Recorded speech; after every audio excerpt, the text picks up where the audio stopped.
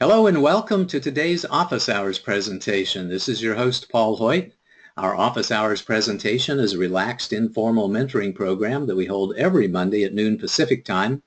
All these recording slides and exercises are archived in the members area of our website, and these recordings are currently available on YouTube as well at youtube.com/user/Paul Hoyt. The reasons we do this is because we know that being a successful small business owner can be a great experience, but we also know that it's tough. You need education, training, tools, and team in order to be successful, and we want you to get to know us. Because when you get to know us, you'll know that first and most importantly, we really do care about you. We want you to be successful in every area of life, whatever that means to you. We want you to find the greatness, the happiness, the divinity within yourself, and then remember it, embrace it, and live it every single day as we do. Our passion is to increase the survival rate, accelerate the growth rate, and reduce the struggle rate of businesses in America. And our vision is to help millions of CEOs and entrepreneurs accelerate their business growth while enjoying greater harmony and balance in their lives. If you find these office hours presentations to be beneficial to you, please pass the word. You may know other business owners or people who want to start out in business, and we have a wealth of education and training materials available on our website and online, and these free office hours sessions that come about every Monday that we'd love to do everything we can to support entrepreneurs in the United States. Our office hours agenda is usually an in-depth discussion of a business success principle. We offer closing remarks, special offers, and an invitation for next week's session, and then we go into open Q&A and coaching. This session is all open Q&A and coaching. We do have some questions which came in ahead of time, but we invite everybody on the call to be listening and thinking about what questions you might have for us and what discussion topics you may want us to entertain. We also invite you to join us in the Awakened CEO communities on both LinkedIn and Facebook, where we publish a business success principle of the day most days and an energy of the day posting every morning on Facebook. I think this morning was day 1012 in a row of every morning getting up and doing what I can to share something insightful or inspirational with people via the Facebook community. Today's topic is open Q&A and group coaching, as we talked about. We always try to relate the topic of the day to one or more of the key performance areas of success in business that I defined in my 2004 book, The Foundation Factor. And today it's about any and all of those. So you're welcome to ask any questions about any area of business whatsoever that you might want to.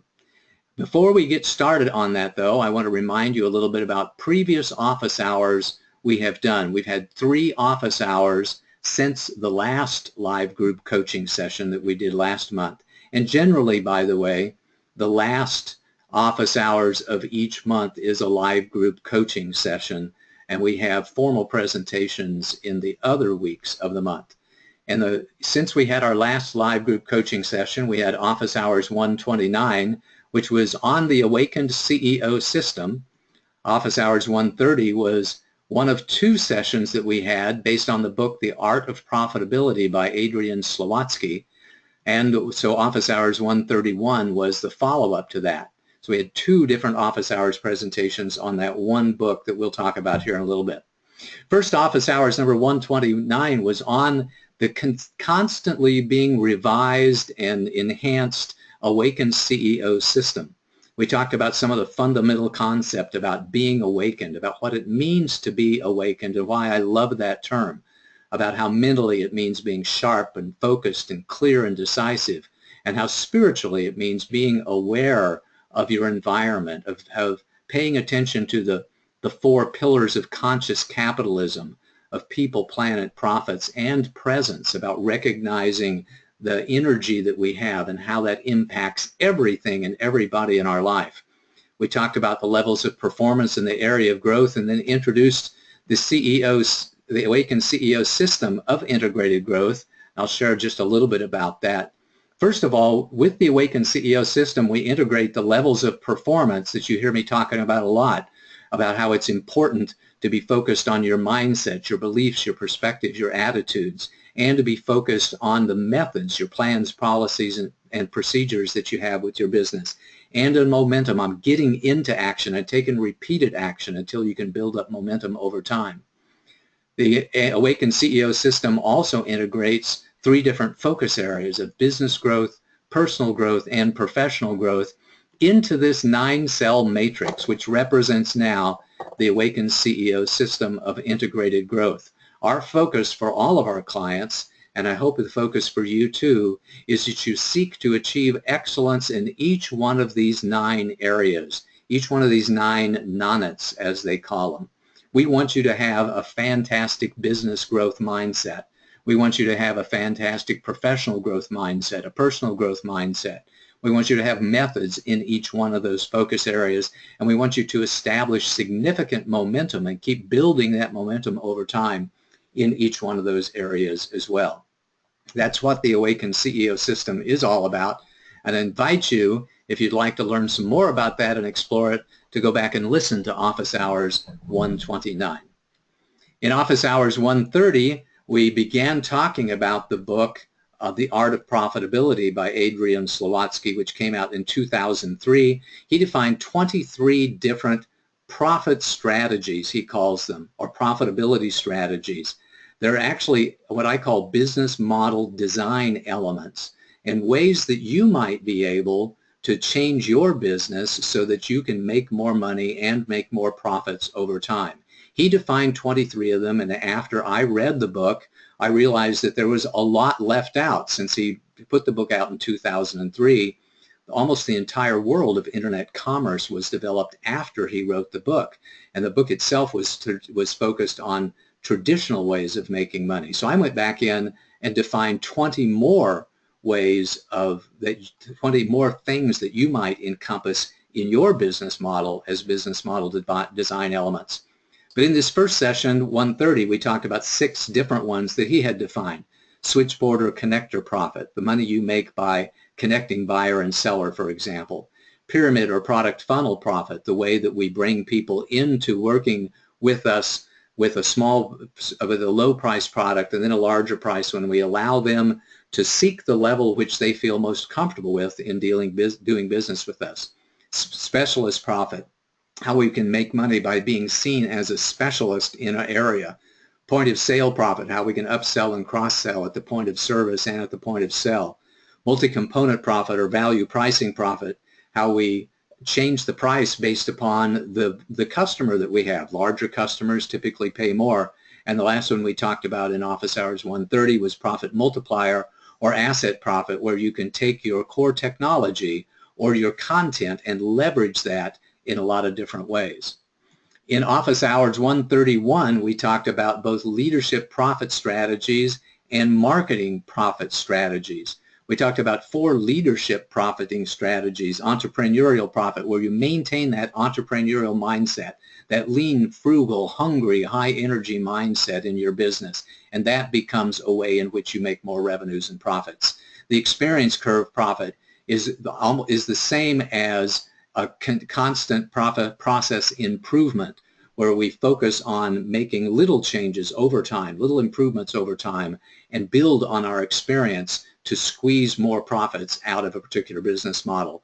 Passionate vision profit, where we inspire people every single day to work their hardest, to be in line with our calling and our purpose. And planning profit, where we leverage the power of planning to increase our productivity and our efficiency. In marketing profit strategies, we talked about time profit, the way that we focus our time and energy. Installed base profit, where we get more money out of our installed base and lower our cost, increase our lifetime value of a customer, and thereby lower our average cost of customer acquisition across our revenues. De facto standard profit is becoming known in the industry as the go-to company. Premium brand profit is having a very high quality, high priced item, which typically will give you greater gross margins and greater overall profitability than doing a low cost, less expensive model. Specialty profit is understanding what your expertise is and leveraging that, and community profit is leveraging the power of your community. So we talked about those and all. Those were the last 3 office hours. on Office Hours 129 on the Awaken CEO System, and 130 and 131 on the book The Art of Profitability. Maybe that stimulated a question for you as well, and I hope so, because with that brief introduction of our last 3 office hours session, we're going to jump right into open Q&A, and we're going to invite you to ask any questions that you have on any topic that you want, or bring up any sort of discussion point.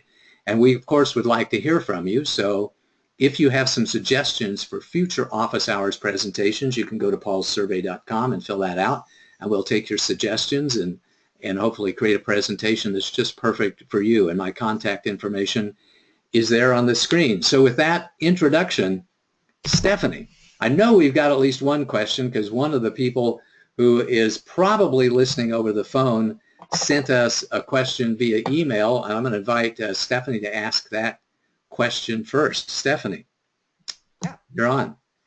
Okay. First one. Most of my life, I've never asked for a dime from anyone. I've always worked extra jobs to make my extra money, but I'm having a hard time asking investors to take their hard-earned money to help make my business and my movement grow. Maybe you can give me a few encouraging words and tips to get over this. You know, I just loved that question, and a lot of things written into that question that I really loved. And by the way, this lovely young lady, I'm gonna remain this anonymous for now, because of the way I'm going to respond to this. I think it's more appropriate to leave it to be anonymous. First of all, one of the things I love about that is that she talked about how all of her life she's just wanted to work hard and do a good job. And you know, that's true with about 95 or 98% of every small business owner I have ever met. That's why I fall in love with practically every small business owner that I've ever met, because they all share something in common with me, and that is that we just want to work hard, we want to do a great job, we want to get along with everybody, we want to deliver a great product, service, or experience at a fair price, and we want to have great win-win relationships with everybody, with our employees, with even our competition, with the industry professionals that we meet, with our customers, with everybody. And I love that about the entrepreneurial spirit. And yes, every once in a while, someone comes along who's a sociopath or a psychopath, and they really don't care about the people they work with, and they really don't care about their clients or their investors, but they're very, very rare. Most of the people who start, and by most of the people, 98, 99% of everybody I've ever met in business has that exact same attitude. I want to work hard, and I want to get a fair return for my investment in time and money. So congratulations on that. The second part of the question is, you know, I'm having a hard time asking other people for their money, to asking them to have an investment in my business. And boy, do I understand that as well, because that is a challenge and can be a challenge for many, many people. And it is a challenge of the mindset. It is almost always a challenge of the mindset. I'm going to back up a couple of slides here, because I want to put this one picture back on my screen as I talk about this for a moment. So when I did my introductory remarks, I said it was our goal for every single one of you that you achieve excellence in each one of these areas. If you're having challenges talking to somebody about the opportunity they have to invest in your company, it's probably a challenge of every single one of these 9 areas, every one of these 9 nonets, as it is. So for example, when it comes to business growth, a really healthy, wonderful mindset for business growth is, I am 100% confident that I am going to build a scalable, sustainable, profitable business. I am 100% confident in my team. I'm 100% confident in my own capabilities. I know we're going to nail this thing. I know we're going to move forward. In professional growth, a really great mindset is, you know, I know that I can learn the things that I need to learn so I can do the things that I need to do to be more successful. I am open to learning life's lessons and business lessons every single day. And I'm going to focus a fair amount of time and attention every day or every week on learning the things that I need to learn and upping my game, and I'm going to encourage everybody on my team to do the same thing. In personal growth, a really healthy mindset is, even though I am imperfect, I know that I have what it takes to succeed. I know that I will overcome all of the obstacles that are in my way. I know that I will face my challenges. I know that I'm going to, I have great confidence in the ability that I have to learn and to grow. I know that I've got a good heart. I know that I mean well by everybody, and I'm 100% confident in the person that I am. I am a masterpiece, even though I am still a work in process. So that's an example of a really great mindset for business growth, a really great mindset for professional growth, and a really great mindset for personal growth. When you say, I'm having trouble asking investors for their money, it could be a challenge with your mindset in any one of these three areas, and is likely a challenge in your mindset in at least the business growth and the personal growth. So for example, in business growth, instead of I'm 100% confident that I'm going to build a scalable, profitable, sustainable business, you may be thinking in your subconscious mind of, yeah, God, I really don't know if this thing's going to work. I don't know if it's going to work at all. I've been struggling for years. I've been focusing on it. I'm not making great market traction. I get the feeling that I don't know what I'm doing. I get the feeling that my team might not be the way that I need it to. I'm kind of running out of money. You know, there's all kinds of negative thoughts that can spin into your head that take away from your energy of looking another person in the eye and saying, you have a fantastic opportunity to join me in the growth of this great company. Find a way to get back into that confidence about business growth. If you are not confident that the business itself is going to work, at least be confident in your industry, be confident in your team, be confident in yourself. Find ways to step back into that confidence. And by the way, I think it's rational for you to say, I don't know if this thing is going to work or not. It really depends on the way the market's going to respond. I don't know how long it's going to take to make this work, because we really haven't engaged with the marketplace in the way that we want to in order to learn the lessons that the marketplace has to teach us. But I am 100% confident that our team knows what we're doing, that the industry is a strong industry, that there's an opportunity in the marketplace, etc.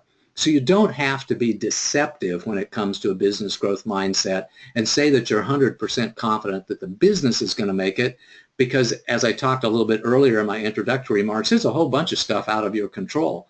You know, you can't control the competition. You can't control the economy. You can't control government regulations. There's a bunch of stuff that's out of your control. What you can control, though, is your attitude and your mindset. In professional growth, I encourage you to say, instead of saying something like, gosh, I thought this raising capital stuff is really, really confusing. I'm not sure if I really got it or understand it.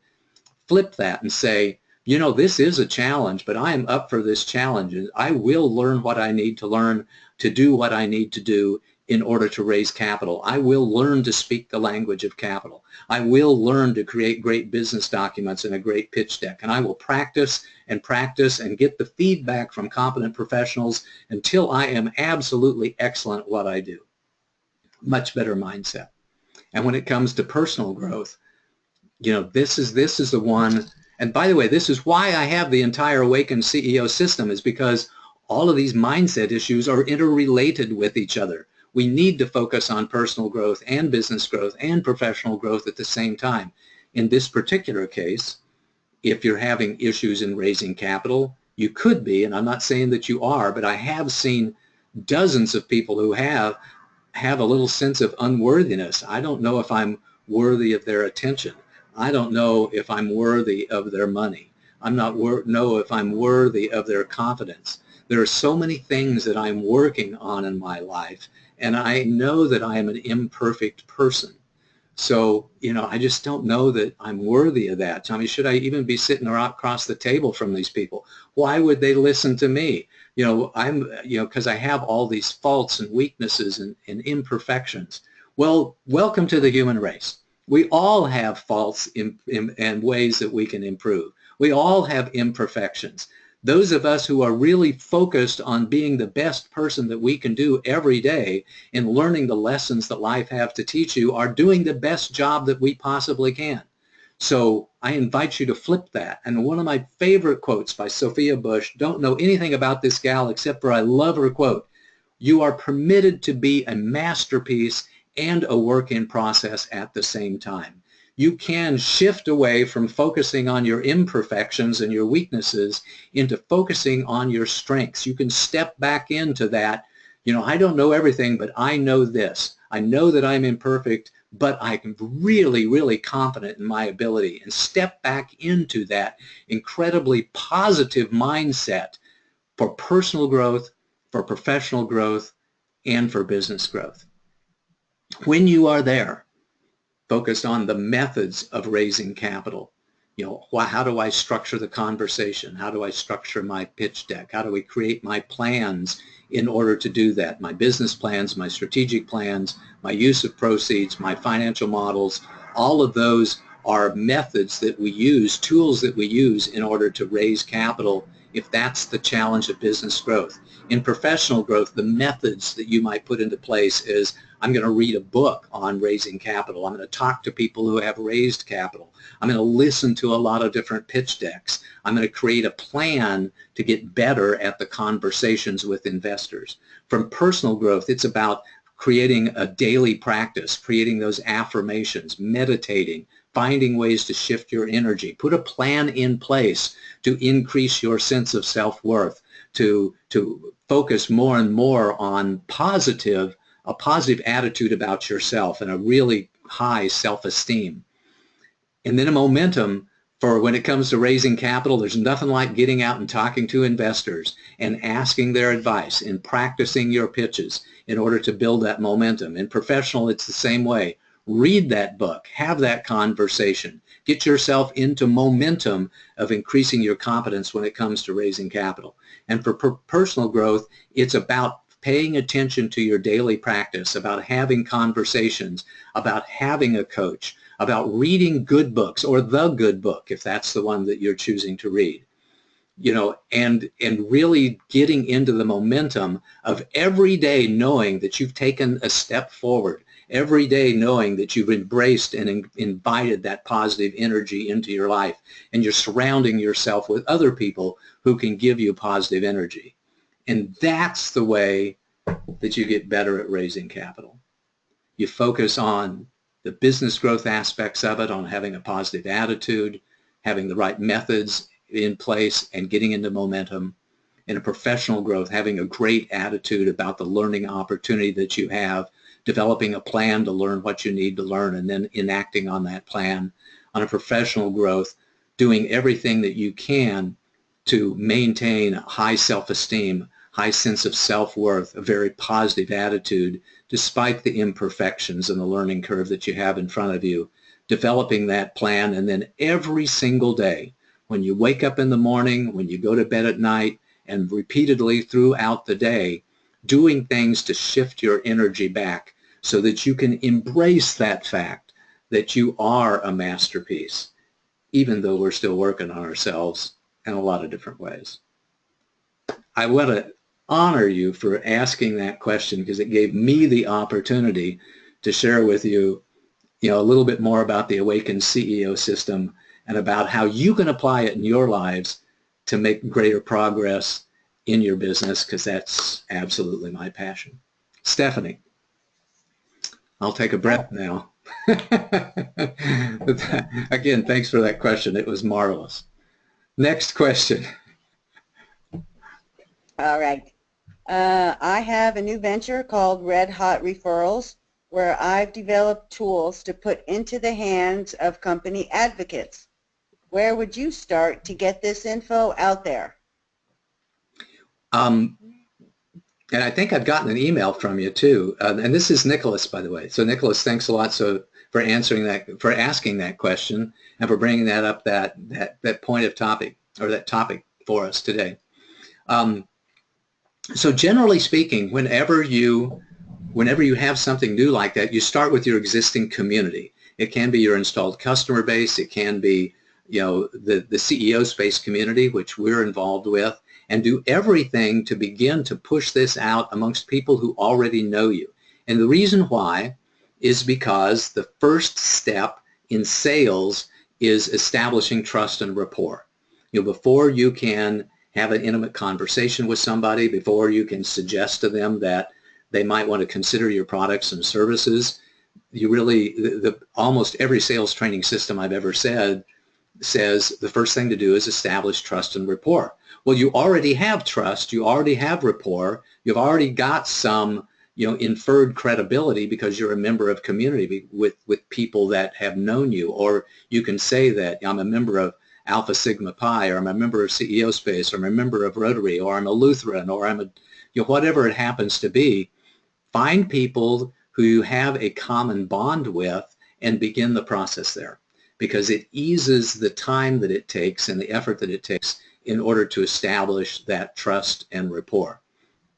Then I would say, kind of develop your own local community. I'm a big fan of the only way that we ever used to grow anything, which was in our geographic community. So you might want to reach out to your local geography through chambers of commerce, through BNI groups, through other networking organizations, because the easiest way to build trust and rapport with people who haven't met you yet is by face-to-face contact. And with that face-to-face contact, then you're finding an easier pathway. If you can't do face-to-face, then reach out for psychographic people who agree with you in their thinking styles, in some sort of mutual interest or shared interest. So it could be, that you're a huge Denver Bronco fan, so we try to reach out to other people who have professed that they are Bronco fans, or we see them watching a Bronco jersey. It could be that you're a big skiing fan, because I know, Nicholas, that you're in the center of the United States. So Denver Broncos might not be right. You might be Dallas Cowboys or Kansas City Chiefs where you are. But you look out for people who have some sort of common bond, whether it be fishing or bowling or football or whatever it happens to be, because it eases that trust and rapport. Establish yourself a beachhead with people, hopefully, who already know you, and then begin to build on that and go further and further out. Once you have found your initial customers, then what you want to do is do a demographic analysis of those as much as you possibly can. Find out what their age group is, whether they're male or female, anything about them, what their income levels are, and you can find those out a lot with some pretty good direct mail campaigns out there, or with Facebook. And with Facebook or LinkedIn or anybody else that has very sophisticated marketing tools, once you have a pretty good idea, or you even suspect what the demographic characteristics are for the people who may want to buy your products and services, then you can have specific targeted ads towards that demographic profile in order to leverage the knowledge that you have about an existing customer base, or in order to test a hypothesis that says that I think that this particular community, people with these demographic characteristics, might be the ones that are most interested in my products and services. So that's generally it. We want to start out, we want to establish a beachhead, and the easiest place to establish a beachhead and a point of entry into the market is with people who already know us, or people with whom we share a common interest. And I invite you to give that a shout, and hopefully that was helpful to you. Thank you for that great question. I appreciate it. Next question, or follow-up or comment from you, Stephanie. It was beautiful. Next one. Yep. I have an LLC with 3 owners. Do I need to issue stock? Oh, that's a great question. An LLC with 3 owners, do I need to issue stock? One of the most confusing things about businesses, and especially the different types of businesses, are the ways in which an LLC is different than almost every other form of business there are. And there are lots of different forms of businesses. You can have, there's 3 or 4 different types of partnerships. You can have a general partnership. You can have a limited partnership. You can have a limited liability partnership. There's lots of different partnerships. You can have a C Corp, you can have an S Corp, or you can have an LLC, or you can have an LLC that's taxed as an S Corp. Those are just some of the forms of businesses that you can have out there. But an LLC is a unique form of business, not only in the structure of it, but in the language of it too. So an LLC does not have shareholders. An LLC has members. So we never issue shares with an LLC. We will allocate membership units, or we will assign membership units to the members of an LLC. As it turns out, a corporation, an S Corp or a C Corp, or a C Corp with a nonprofit 501c3 or some other nonprofit election to it, is governed by federal law, that they have to have articles of organization and bylaws, and that is a federal form of company organization. An LLC is not. An LLC is governed by the laws of each state. So the rules for an LLC in Nevada are different than the rules of an LLC in California or in Kansas. They're a lot the same, but they are much different. And for most states, and I think this is true of all states, you don't have to issue shares of stock or even issue membership certificates in an LLC because the state law does not require you to do so. Federal law, by the way, requires you to issue stock certificates, or at least certificates in proxy that are held in some trust, to every member of, not member, but a shareholder in a company. And those stock certificates actually become currency of a way. So if I have a stock certificate and the articles and the bylaws of the corporation allow me to do that, I can sell those to somebody else and it becomes a form of currency. Not so with membership units in an LLC. The relationship that the members in an LLC have with each other is defined by the operating agreement and by amendments to the operating agreement, not by federal law. So I've seen programs before that say, you know, issue your membership certificates to members of your LLC as if we were issuing a stock certificate to a member of a C corporation, but you don't have to do it. Unless, and I don't think this is true of any state, unless your state calls for the issuing of a membership certificate, or unless your operating agreement calls for the issuing of a membership certificate, you don't have to have membership certificates. You don't issue anything. Usually it's in the operating agreement and in the amendments to the operating agreement that the members find their ownership position, and that becomes their contract with the LLC, with the company, for their ownership position, as opposed to a stock certificate, which essentially forms the contract between a shareholder and the members of a C Corp. So that was a fairly technical question, and I probably was much more of a detailed technical response than you were looking for, but that's the truth. You know, an LLC doesn't have shares; they have membership units. An LLC doesn't have a board of directors; they are either member managed or manager managed LLC. You know, so that they're different forms of organization, and it takes a little while before you're comfortable with the language differences between the two of them. But the most important thing is that corporations are governed by federal law, LLCs are governed by state law, and most importantly, they're governed by the operating agreement between all of the members of the LLC. Hopefully that was helpful for you, and I answered it. I gained a little clarity there as opposed to confusing you. Stephanie, next question, please. Okay. Just a second. We've got some new ones coming in here, Paul. Okay. When do you decide to move manufacturing overseas? When talking to manufacturer, they're talking of their contacts overseas and wanting to steer me that way. But I would like to establish my business here. First of all, I applaud you. I really like the Made in the USA model over the foreign model, looking for alternative resources. And typically overseas means China, Vietnam, Malaysia, Taiwan, somewhere in the Far East like that, maybe even India. I think the biggest question is the cost involved with that. I've got several clients, at least 3 or 4 current clients and several other ones in the past who have taken their manufacturing offshore, overseas to China in the case of most of those, although one of them was getting Vietnam and Malaysia as well.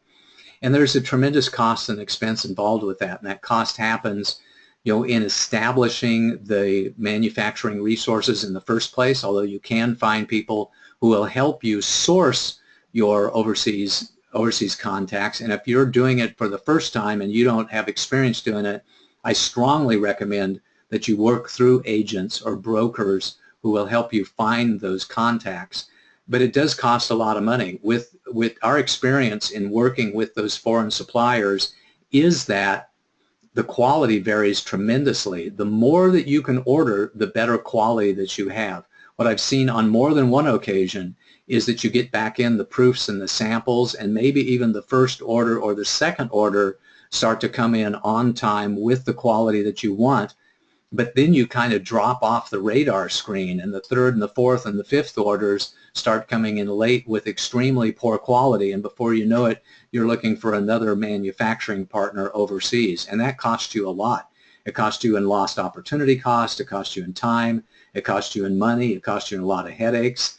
I've got one client right now that very intentionally goes to China every 6 to 8 weeks in order to establish a great relationship with their manufacturing resources, because it takes that kind of effort in order to establish it. So it is far from being trivial. My best advice for you is to find agents or brokers who will help you negotiate and land those manufacturing sources, but also go out and find yourself 3 or 4 people who are currently importing their goods from China or from India or from the far, wherever it happens to be, so that you can hear their stories and understand what it really takes. Because there's a lot of people out there that can say, no worries, I'm going to help you line this up, we're going to make it happen, it's going to be all right. But you have to ask for references, and you have to ask for experiences and find out how real they really are. And what I'm sure that you will find out is that it takes longer, and it costs more money, and it's a lot more problematic than we would like for it to be, and what some people might represent for it to be. It is a huge challenge to go offshore with your manufacturing. The good news is that the larger volumes that you can purchase, if you can put out a $100,000 PO at a time instead of a $5,000 PO at a time, you will find higher quality manufacturers and much more reliable sources. The lower volume that you are purchasing and the less money that you can buy in inventory at one time, the lower quality that you'll have and the more problems that you'll have. And speaking of cost, by the way, typically when we're first dealing with foreign resources like that, they'll want us to pay at least half down on the order and half when they have shipped it, not when we receive it. And we have to carry a lot more inventory because we've got at any one point in time, we've got the 50% down that we have paid, the 50% that we have paid on the back end, and then the time we're carrying the inventory while it's on the boat. So typically, travel time is 30 days to 6 weeks, and there's also the time in customs whenever it gets here. So there's a lot of extra inventory that you'll have to carry whenever you're dealing with offshore manufacturers. The inventory on the boat, the inventory at the dock before it clears customs and before it can get into our warehouses or be shipped to our fulfillment centers. So check for references, know that it's experience, and talk to a lot of other CEOs who are currently purchasing things offshore to get their valuable experience and hear their stories before jumping into it, because it's far from being trivial. I'm going to take just a second here before we entertain the next question and talk to you just a little bit about who we are and what we do here at Hoyt Management Group. Our distinctions are as we do focus on the entire person, the whole person, so that you can get the support that you need and the support that you really need, what you want, and that you can afford at a price that you can afford it. As we've talked about with the Awaken CEO system, we focus on all areas of your life, not just business growth, but also professional growth and personal growth, not just on creating plans, but also on executing those plans, because we are a coaching, planning, and execution firm. We are a mindset, methods, and momentum firm with a heavy emphasis on execution, with a heavy emphasis on momentum, because we know that it's really all about the execution. Getting your beliefs straight, getting your mindset straight is critical to being able to execute well. Having methods and plans are critical to being able to execute well. But it's in the execution. It's the 95 to 97% of your time that you spend in doing the work day after day after day that you will find your success in business. Our next office hours will be on September the 12th, which we're going to skip a week. Happy Labor Day to everybody who is laboring, and I'm sure that's every single one who's on the call or listening to the recording. I don't know what the topic is going to be there. I've got a pretty good idea. I went out and bought a book. By the way, I'm working on myself in professional development, just like I encourage you to do. I try to always be reading a good book that somebody has recommended to me, and I'm doing that again. Of course, when I read those good books, then I came back and I form a presentation and I share what I've learned with you. So our topic is to be determined when we meet again here in 2 weeks. And as I mentioned earlier, let me know what topics that you'd like for us to address by going to paulsurvey.com. And with that, let's jump back into another 15 or 20 minutes of questions and answers. Stephanie, what's next? All right, next question. How often, this one gets going back into the bookkeeping, how often do I need to post transactions in QuickBooks? Is one every few months okay? Yeah, I think it depends on the volume of transactions that you have. If you're just having, a few transactions every once in a while, then keeping up with the accounting is a good thing, because, it's a good thing to balance your checkbook every month. It's a good thing to allocate all of your transactions and expenses every single month, primarily so you don't forget. So that 6 months from now, when you see that check to John Doe, that you wrote for $13.45, that you'll remember what the heck the check was all about, so that you can allocate the expense appropriately. So being timely has a lot to do with being accurate, so that you can go back and look up the records, you can make the call, you can jog your memory, and you can remember what that particular disbursement was all about. So that's one of the reasons why it's important to keep current. With some companies, they post transactions every single day to their QuickBooks. Most small businesses, and by small businesses I mean, under $500,000 in revenue or so, might get by on posting once a week or even once a month. With my business, I typically close out my books once a month, and I look at my P&L to learn the lessons that the P&L has to share with me. And by the way, that's the other reason that you really want to keep up with QuickBooks, or keep up with posting your transactions, whatever back-end accounting system that you're using. And that is around listening to your financial results for the lessons that it has to share with you. So when it comes to accounting, there are two concepts that are very important. One of them is tax accounting, and the other one is managerial accounting. So from a tax accounting point of view, you probably only need to do your taxes, once a year. If you're in small business for yourself and you pay estimated taxes, it's important for you to do it every quarter, because you do want your estimated tax payments to be accurate. So at least once a quarter for tax purposes, you'll want to get your books up to date. At least once a year for tax purposes, for filing your annual tax returns, you'll want to have your books up to date. But in between once a quarter and now is this whole concept of managerial accounting. Managerial accounting means that we process transactions to specific accounts, that we organize our chart of accounts so that it will tell us what we need to know about the performance of our business. We post things to cost of goods sold appropriately, or to general and administrative expenses so that we can tell what our gross profit is and see the changes in gross profit and gross margin over time. We may have a cost of sales category or a cost of manufacturing category, or we may split our operating expenses into normal operating expenses and other income and expenses. Also, we can get the accounting system to teach us things about the money flow in our business so that we know where we are making our money, so that we know what our break-even is, so that we know where we are spending our money, and we can have competent accounting professionals look at our financial results with us and to help us learn what we need to learn. Here's an example. I worked with a company for a couple of years who was very, very focused on making more money. So we took a look at their system in a lot of different ways. One of them was just increasing top line revenue so you get more revenue in the door.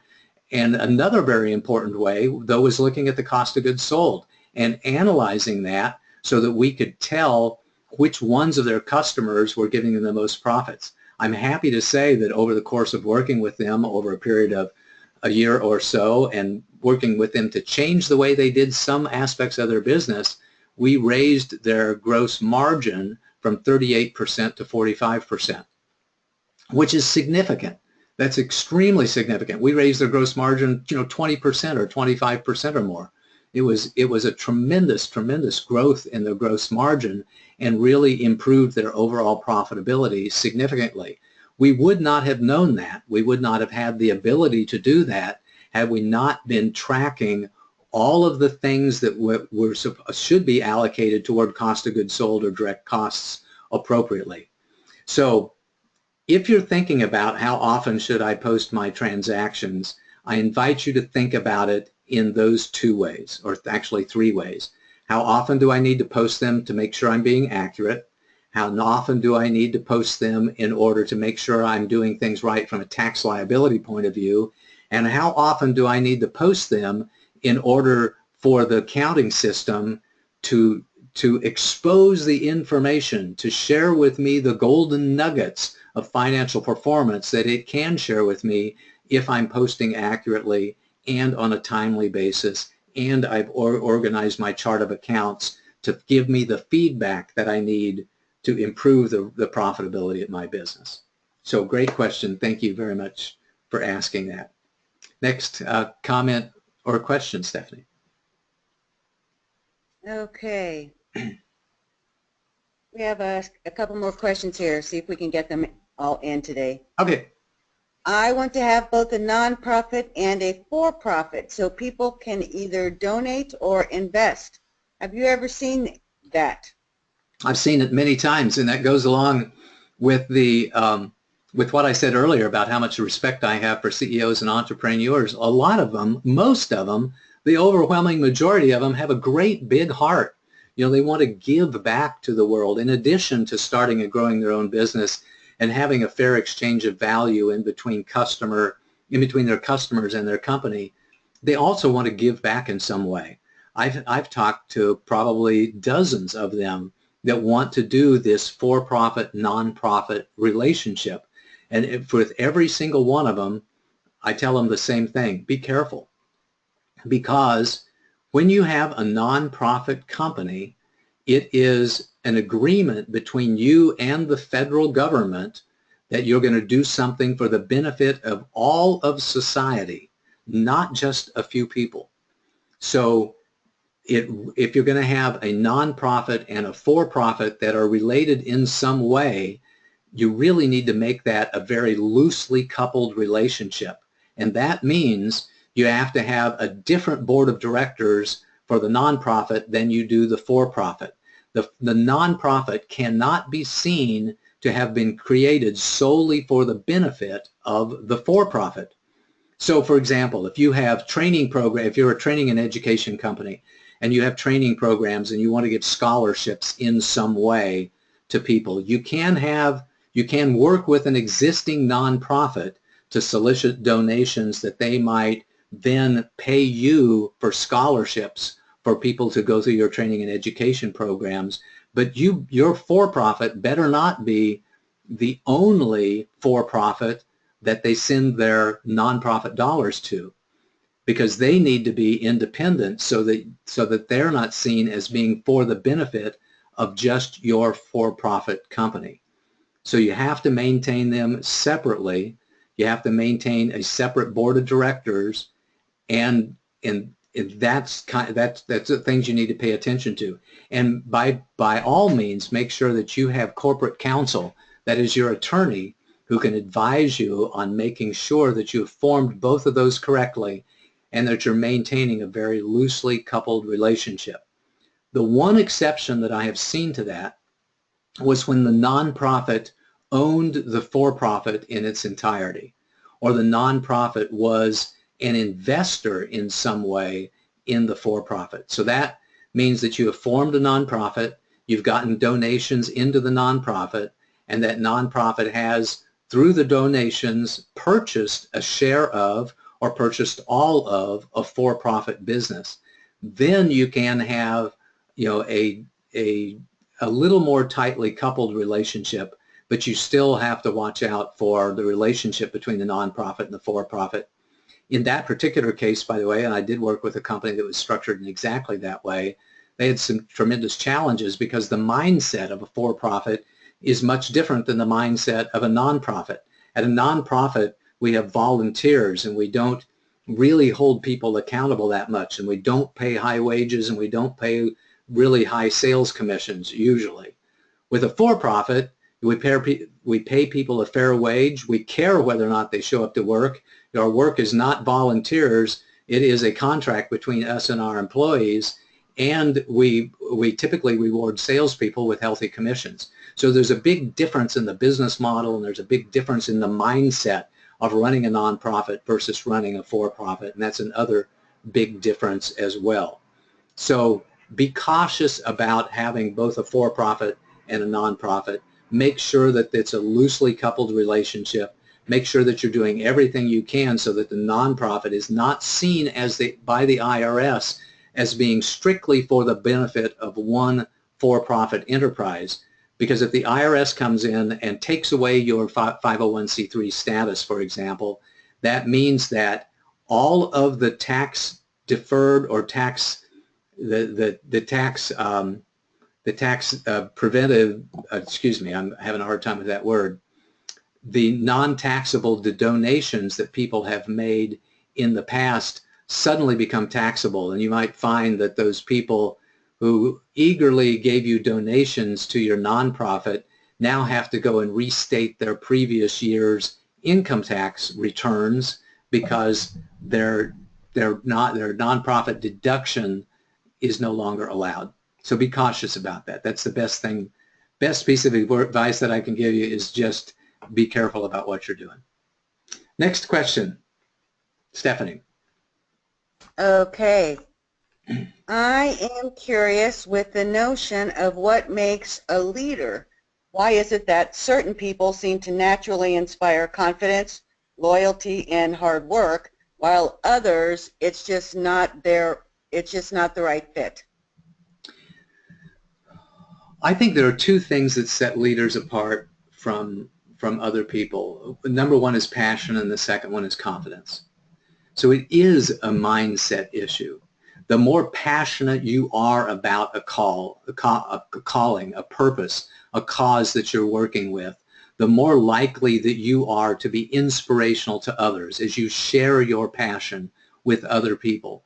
And when you can put forth that incredible positive energy, you will find people who want to jump on your bandwagon, who may make you the leader or invite you to step into a leadership position, even when that wasn't your intention in the first place. So when you have tremendous passion, you are naturally enthusiastic, you naturally put a lot of positive energy into a particular calling or purpose or cause, and you'll find that other people want to follow you because they want some of your stuff. They want some of that passion. They share that passion with you. They're going to give you that attaboy and that attagirl and tell you to go after it. And oh, by the way, if you're so passionate about this, why don't you start a business about it? Why don't you step out there and encourage? They will give you the incentives that you need to do the things that might be tough for you to do. The second thing is confidence.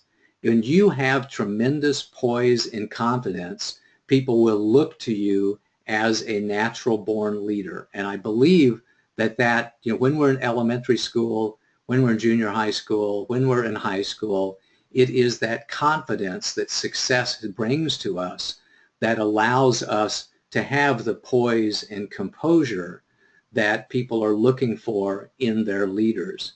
We want strong leaders. We naturally, instinctually, as an animal species, look towards the strongest members of our tribe, of our community, of our pack of wolves, and we want to follow them because we want to be led by the strongest ones, because we believe that we will be more successful. We will be safer if we give our energy to the strongest ones among us. So if you want to be a better leader, focus on those two things. Focus on confidence. Focus on passion. The way that we build confidence, by the way, is through professional growth, and it's through personal growth, and it's through learning the things that we need to do and doing the things that we need to do over time, on building up confidence from having a small success and then a little larger success and then a little larger success after that, building up confidence through repeated actions and through repeated successes over time that cause us to be more confident in who we are, so that we can speak with more poise and more confidence and more composure, so that we can naturally encourage other people to follow us instead of some other leader. So those are the two things that really stand out in my mind: passion and confidence, that make a leader a stronger leader and make a normal, everyday person like you and me into somebody that people want to follow because they see that they are strong and because they see that they are passionate, and they want some of that stuff for themselves, and they want to be a member of a winning team, so they want to follow this guy or this gal because they believe that that's their pathway to their own personal success. Thank you for that great question. I appreciate that. Next question, Stephanie. I think that's it. Awesome. We have ourselves at 1 o'clock, as we usually do. And I forgot to mention at the start of this call, but the best question or the best topic of discussion that come up for the day wins a prize. And I'm going to give it to the gal who wrote me that very first question that I spent about 10 minutes on earlier about, what do I do when I am a little uncomfortable reaching out to investors? So I'm going to reward her, in this case, a very special reward.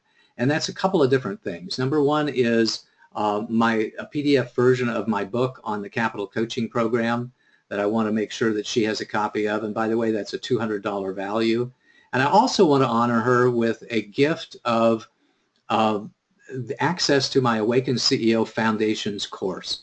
The Awaken CEO Foundations course is best practices in business, 39 best practices presented in the context of a 55 audio track learning program, self-paced learning program that takes all of the business wisdom that I gained in my 50 years of business experience and put it into this information product. So I know this gal, I love her, I care about her, she's just precious, she's a wonderful human being like everybody else on this call. I want to honor her in both of those ways. So thank you very much for your questions ahead of time via email. Thank you for your questions that you typed into the chat log here in the course of this.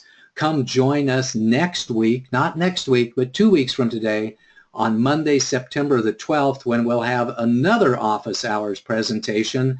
I'm excited about that one already because I'm into the book that I'm going to report on when I get there.